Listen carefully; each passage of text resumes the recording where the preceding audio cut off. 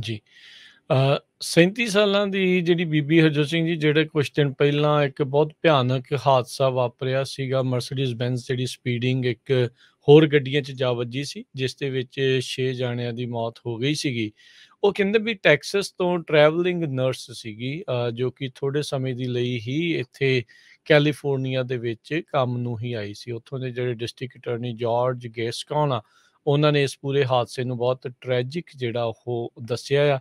ਇਸ ਮੌਕੇ ਇਸ ਬੀਬੀ ਦੇ ਉੱਤੇ ਜਿਹੜੇ 6 ਕਾਊਂਟ ਆਫ ਮਰਡਰ ਤੇ 5 ਕਾਊਂਟ ਆਫ ਗ੍ਰੋਸ ਵਹੀਕੂਲਰ ਮੈਨਸਲੌਟਰ ਜਿਹੜੇ ਚਾਰਜਿਸ ਆ, ਉਹ ਲਾਏ ਗਏ ਆ। ਸੋ 37 ਸਾਲਾਂ ਦੀ ਸੀਗੀ, ਟੈਕਸਸ ਦੀ ਰਹਿਣ ਵਾਲੀ ਨਰਸ ਸੀਗੀ। ਸੋ 90 ਮੀਲ ਦੀ ਰਫ਼ਤਾਰ ਦੇ ਨਾਲ ਇਹ ਆਪਣੀ ਗੱਡੀ ਦੇ ਵਿੱਚ ਸੀਗੀ। ਇਸੇ ਗੱਡੀ ਦੇ ਹਾਦਸੇ ਦੇ ਵਿੱਚ ਹੀ ਇੱਕ 23 ਸਾਲਾਂ ਦੀ ਐਸ਼ਰੇ ਰਾਇਨ ਨਾਂ ਦੀ ਕੁੜੀ ਸੀਗੀ, ਜਿਹੜੀ ਕਿ 6 ਮਹੀਨਿਆਂ ਦੀ ਪ੍ਰੈਗਨੈਂਟ ਸੀ। ਤੇ ਇਸ ਹਾਦਸੇ ਦੇ ਵਿੱਚ ਉਹਨਾਂ ਦੀ ਵੀ ਮੌਤ ਹੋ ਗਈ ਸੀ, ਤੇ ਉਹ ਪ੍ਰੀਨੇਟਲ ਚੈੱਕਅਪ ਤੋਂ ਜਿਹੜੇ ਉਹ ਆ ਰਹੀ ਸੀਗੀ। ਸੋ ਬਹੁਤ ਹੀ ਮੰਦਭਾਗੀ ਘਟਨਾ ਜਿਹੜੀ ਇਹ ਵਾਪਰੀ ਆ। ਸੋ ਲਿੰਟਨ ਨੂੰ ਕਹਿੰਦੇ ਵੀ ਅੱਜ ਜਿਹੜਾ ਉਹ ਚਾਰਜ ਕੀਤਾ ਗਿਆ ਹੈਗਾ ਆ। ਅਗਲੀ ਖਬਰ ਆਪਣੀ ਕੈਲੀਫੋਰਨੀਆ ਤੋਂ ਆ ਰਹੀ ਹੈ। ਕੈਲੀਫੋਰਨੀਆ ਦੇ ਗਵਰਨਰ ਗੈਬਨ ਨਿਊਸਮ ਨੂੰ ਕਾਫੀ ਕ੍ਰਿਟਿਸਾਈਜ਼ ਕੀਤਾ ਜਾ ਰਿਹਾ ਆ ਕੈਲੀਫੋਰਨੀਆ ਦੇ ਕਿਸਾਨਾਂ ਵੱਲੋਂ। ਕਹਿੰਦੇ ਭਈ ਜੋ ਡਰਾਊਟ ਚੱਲ ਰਿਹਾ ਆ, ਇਹਦੇ ਵਿੱਚ ਕੈਲੀਫੋਰਨੀਆ ਦੇ ਗਵਰਨਰ ਦਾ ਕਾਫੀ ਵੱਡਾ ਹਿੱਸਾ ਹੈਗਾ। ਕਹਿੰਦੇ ਵੀ ਜਨਰੇਸ਼ਨ ਦੇ ਵਿੱਚ ਵਾਂਸ ਇਨ ਲਾਈਫ ਟਾਈਮ ਏਡਾ ਵੱਡਾ ਡਰਾਊਟ ਆਉਂਦਾ, ਪਰ ਇਹ ਦੂਸਰੀ ਵਾਰੀ ਜੋ ਆ ਡਰਾਊਟ ਬਹੁਤ ਵੱਡਾ ਆ ਰਿਹਾ ਹੈਗਾ। California state water resources control board ਦੇ ਡਿਪਟੀ ਡਾਇਰੈਕਟਰ ਐਰਿਕ ਐਕਡੈਲ, ਉਹਨਾਂ ਨੇ ਇਹ ਕਿਹਾ ਆ ਕਿ ਗੋਲਡਨ ਸਟੇਟ ਦੇ ਵਿੱਚ ਮੈਗਾ ਡਰਾਊਟ ਆਪਾਂ ਕਹਿ ਸਕਦੇ ਹਾਂ। ਇਹ 20 ਸਾਲਾਂ ਤੱਕ ਰਹਿੰਦਾ ਆ, ਪਿਛਲੇ 9-10 ਸਾਲਾਂ ਤੋਂ ਇਦਾਂ ਦਾ ਚੱਲ ਰਿਹਾ ਆ। ਉੱਦਾਂ ਕਹਿੰਦੇ ਆਪਾਂ ਕਹਿ ਸਕਦੇ ਜੀ, ਓਵਰਆਲ ਦੇਖਿਆ ਜਾਵੇ 2007 ਤੋਂ ਹੀ ਹੁਣ ਤੱਕ ਇਹ ਸਿਚੁਏਸ਼ਨ ਬਣੀ ਹੋਈ ਹੈਗੀ ਆ।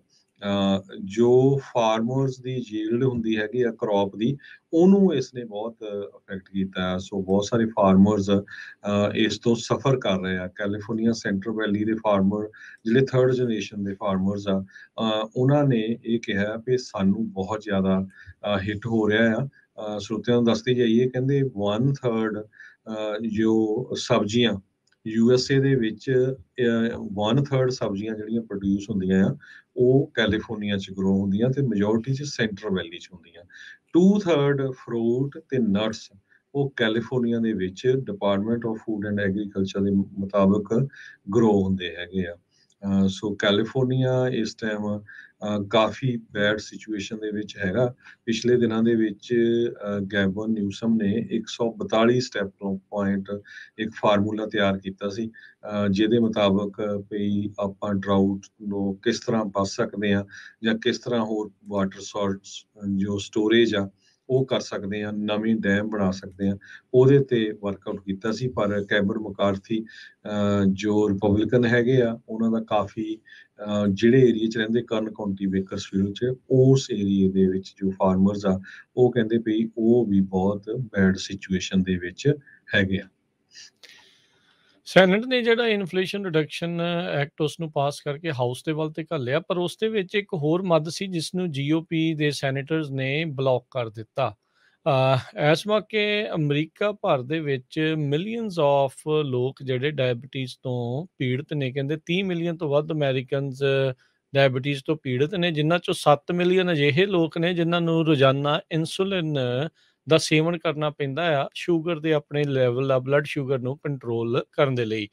ਇਸ ਬਿੱਲ ਦੇ ਵਿੱਚ ਡੈਮੋਕ੍ਰੇਟਸ ਦੇ ਦੁਆਰਾ ਇਹ ਪ੍ਰਪੋਜ਼ਲ ਸੀਗਾ ਵੀ ਜਿਹੜੀ ਮੈਡੀਕੇਅਰ ਦੇ ਪੇਸ਼ੈਂਟਸ ਦੇ ਲਈ ਆ, ਉਹਨਾਂ ਦੀ ਮੰਥਲੀ ਕਾਸਟ ਆਫ ਇਨਸੁਲਿਨ $35 ਦੇ ਉੱਤੇ ਜਿਹੜੀ ਉਹ ਮੈਕਸਿਮਮ ਕਰ ਦਿੱਤੀ ਜਾਵੇ। ਇਸ ਤੋਂ ਵੱਧ ਜਿਹੜਾ ਖਰਚਾ ਉਹ ਨਾ ਕਰਨਾ ਪਵੇ। ਪਰ ਜਿਹੜੇ ਰਿਪਬਲਿਕਨ ਸੈਨੇਟਰਸ ਆ, ਉਹਨਾਂ ਨੇ ਇਸ ਪ੍ਰਪੋਜ਼ਲ ਨੂੰ ਇਸ ਦੇ ਵਿੱਚੋਂ ਕੱਢਣ ਦੀ ਸਿਫਾਰਿਸ਼ ਕੀਤੀ, ਤੇ ਉਹਨਾਂ ਨੇ ਇਸ ਨੂੰ ਇੱਕ ਹਿਸਾਬ ਦੇ ਨਾਲ ਇਸ ਪੂਰੇ ਬਿੱਲ ਦੇ ਵਿੱਚੋਂ ਕਢਵਾ ਦਿੱਤਾ। ਸੋ ਆਪ ਉੱਦਾਂ ਤਾਂ ਇਸ ਬਿੱਲ ਨੂੰ ਇਹ ਰੋਕ ਨਹੀਂ ਸਕੇ, ਪਰ ਜਿਹੜੇ ਸ਼ੂਗਰ ਦੇ ਮਰੀਜ਼ ਜਿਨ੍ਹਾਂ ਦਾ ਇਸ ਦੇ ਨਾਲ ਥੋੜ੍ਹਾ ਕਹਿ ਸਕਦੇ ਹਾਂ ਵੀ ਅਸਰ ਹੋ ਸਕਦਾ ਸੀ, ਬੈਟਰ ਹੋ ਸਕਦਾ ਸੀ ਕੰਮ, ਉਹਨਾਂ ਲਈ ਵੀ ਇਹਨਾਂ ਨੇ ਇੱਕ ਹਿਸਾਬ ਦੇ ਨਾਲ ਰਾਹ ਦੇ ਰੋੜੇ ਜਿਹੜੇ ਉਹ ਬਣਾਏ ਆ। ਸੋ ਅਜੇ ਤੱਕ ਜਿਹੜਾ ਕਹਿੰਦੇ ਹਰਜੋਤ ਸਿੰਘ ਜੀ, ਇਸ ਨੂੰ ਲਿਆਉਣ ਦੇ ਲਈ ਰੌਲਾ ਤਾਂ ਬਹੁਤ ਪੈਂਦਾ ਰਿਹਾ, ਪਰ ਪ੍ਰਪੋਜ਼ਲ ਵੀ ਆਇਆ, ਪਰ ਇਵੈਂਚੁਅਲੀ ਜਿਹੜੇ ਰਿਪਬਲਿਕਨਸ ਆ ਉਹਨਾਂ ਨੇ ਇਸ ਪ੍ਰਪੋਜ਼ਲ ਨੂੰ ਇੱਕ ਹਿਸਾਬ ਦੇ ਨਾਲ ਰੱਦ ਕਰਵਾ ਦਿੱਤਾ ਆ। ਸੋ ਇਸ ਮੌਕੇ ਕਹਿੰਦੇ ਐਵਰੇਜ ਮੈਡੀਕੇਅਰ ਪੇਸ਼ੈਂਟ ਉਸ ਨੂੰ $54 ਆਪਣੀਆਂ ਪ੍ਰਸਕ੍ਰਿਪਸ਼ਨ ਦੇ ਉੱਤੇ ਇਨਸੂਲਿਨ ਦੇ ਲਈ ਉਹ ਜਿਹੜਾ ਉਹ ਖਰਚਣਾ ਪੈਂਦਾ ਆ, ਜੋ ਕਿ 2007 ਤੋਂ 40% ਆਲਰੇਡੀ ਵੱਧ ਚੁੱਕਾ ਆ। ਇਹਦੇ ਨਾਲ ਜਿਹੜੀਆਂ ਕੰਪਨੀਜ਼ ਹੈਗੀਆਂ ਜਿਹੜੀਆਂ ਇਨਸੂਲਿਨ ਲਾਉਂਦੀਆਂ ਆ ਜਾਂ ਦਿੰਦੀਆਂ ਇਹਨਾਂ ਨੂੰ, ਉਹਨਾਂ ਦੇ ਉੱਤੇ ਕੋਈ ਰੋਕ ਨਹੀਂ ਹੋਊਗੀ ਵੀ ਉਹ ਕਿੱਥੋਂ ਤੱਕ ਪ੍ਰਾਈਸ ਨੂੰ ਜਿਹੜਾ ਉਹ ਲੈ ਕੇ ਜਾ ਸਕਦੇ ਆ। ਇਹਦੇ ਨਾਲ ਮਦਦ ਹੋ ਸਕਦੀ ਸੀਗੀ, ਪਰ ਇਵੈਂਚੁਅਲੀ ਇਹ ਗੱਲ ਜਿਹੜੀ ਉਹ ਵਿਚਾਲੇ ਹੀ ਰਹਿ ਗਈ। ਜੀ।